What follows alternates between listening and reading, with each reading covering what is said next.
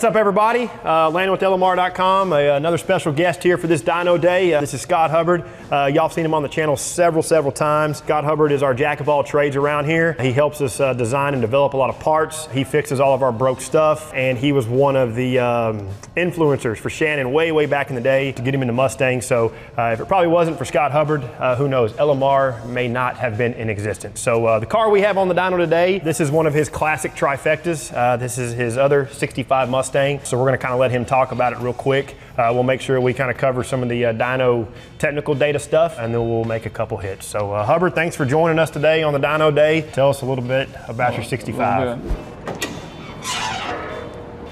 Well, it's definitely not a Boss 302, but that is a Boss 302 air filter sticker.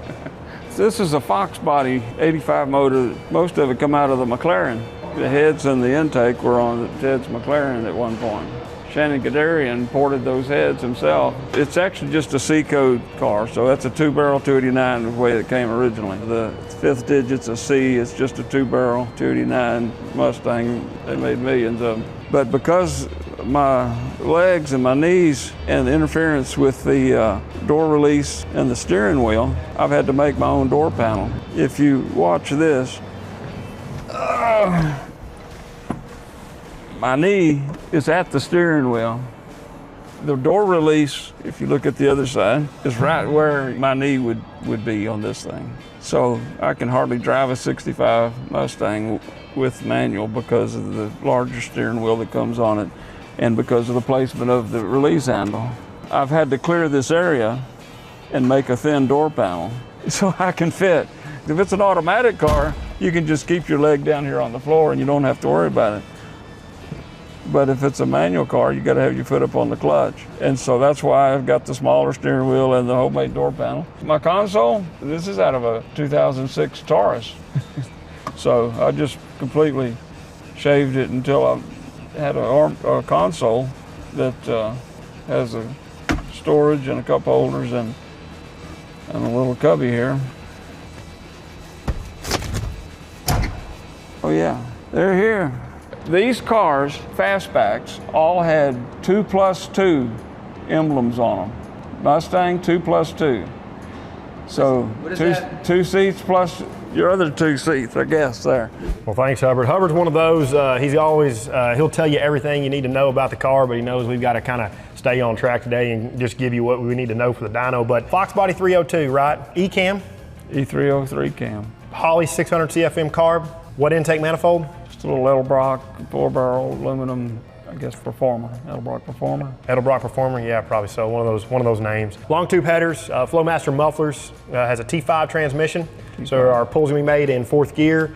Just kind of the stock steel drive shaft. 3.0 rear gear. And then that has a 14-inch rear wheel with a 235/60/14 tire. And then Hubbard has some 93 octane fuel in the tank. So we'll probably make one pull, may tweak on the time a little bit. If we do, we'll talk about it here in the results. We'll make sure we're all good to go, and we're gonna go ahead and make a couple hits.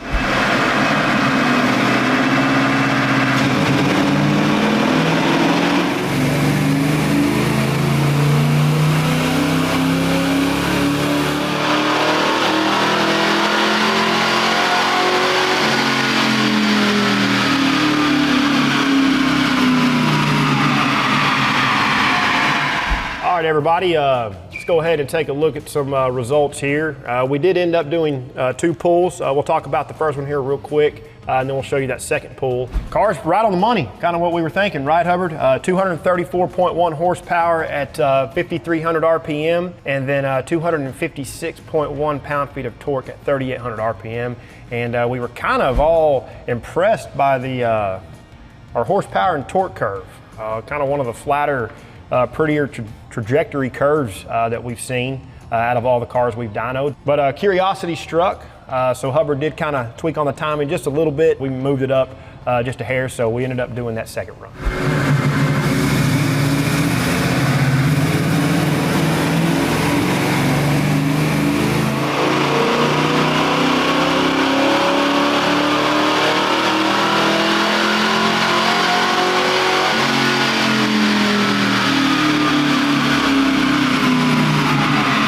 All right, so taking a look at this second run here, a little bit of bump in power and torque, probably just variances in run to run, but 237.5 horsepower at 5,500 RPM.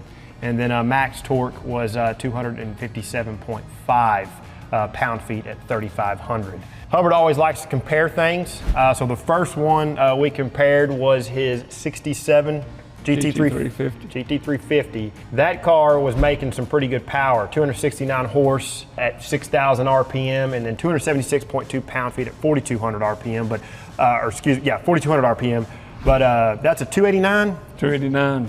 But it's got a little more pep in its step, doesn't it? Yeah. That video will be available for you down in the description if y'all want to check that one out. And then his other classic, it is a 67 fastback, has a 428.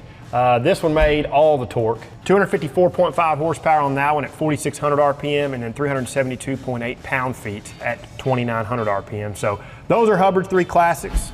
We've also dynoed his Bondurant race car with the Gen 1 Coyote swap. It's always a pleasure to be able to dyno Hubbard stuff. It's always a pleasure to be able to listen to what he has to say, because I think, I know he's forgotten more than I'll probably ever know in my life about this stuff. So Hubbard, thanks for what you do.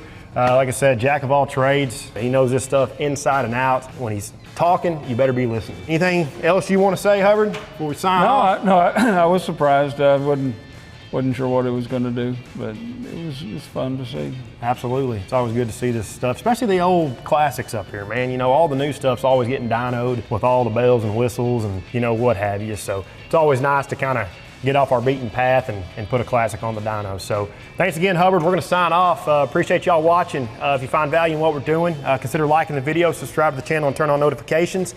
And then till Hubbard and I see you in the next one, for all things Mustang, keep it right here at The Real Enthusiasts, Edelbrock.com.